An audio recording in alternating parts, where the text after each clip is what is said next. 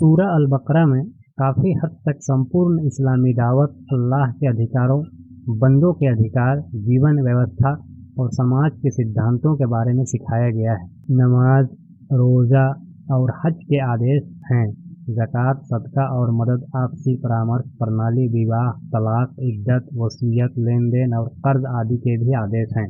इन आयतों में ईमान और उसकी स्थिति का विवरण यह समझाया गया है कि ईमान यानी विश्वास लाओ अल्लाह पर, अल्लाह के दूत पर, आखिरत पर, फरिश्तों पर, सभी पैगंबरों पर और उन सभी पुस्तकों पर जो विभिन्न भाषाओं में विभिन्न पैगंबरों पर उतारी गई हैं। और आदेश दिया गया है कि तुम अपने धन में से माता पिता, रिश्तेदारों और अनाथों, गरीबों, यात्रियों और दासों की सहायता के लिए खर्च करो। हत्या के संबंध में जान के बदले जान और अगर मृतक के वारिसों की सहमति पर मुआवजा देने का आदेश दिया गया है। रोज़ा फर्ज अनिवार्य कर दिया गया है और मजबूरों के लिए रियायत दी गई है। मुशरिक के साथ मुस्लिम पुरुष और महिला के बीच विवाह को अवैध घोषित कर दिया गया है। बच्चों को 2 साल तक स्तनपान कराने की अनुमति दी गई है, चाहे अपनी मां या दूसरी महिला से।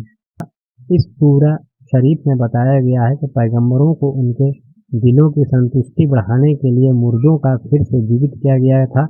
फिर सूरह अल-बकरा के अंत में अल्लाह ने अपने बंदों को प्रार्थना के शब्द और तरीके सिखाए हैं।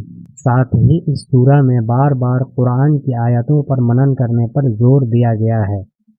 उसके बाद सूरह अल इमरान की पहली 18 आयतों में कहा गया है कि केवल ईश्वर ही पूजा के योग्य है और पुनरुत्थान का दिन निश्चित रूप से आएगा और कर्मों का बदला दिया जाएगा।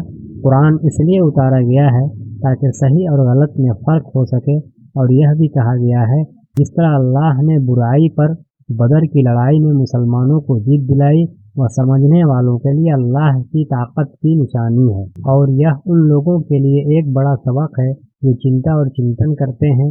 और यह भी कहा गया है कि ईमान वाले कठिनाइयों में धैर्य रखते हैं, ईश्वर की राह में खर्च करते हैं और रात के अंत में उठकर अल्लाह से अपने पापों के लिए क्षमा मांगते हैं।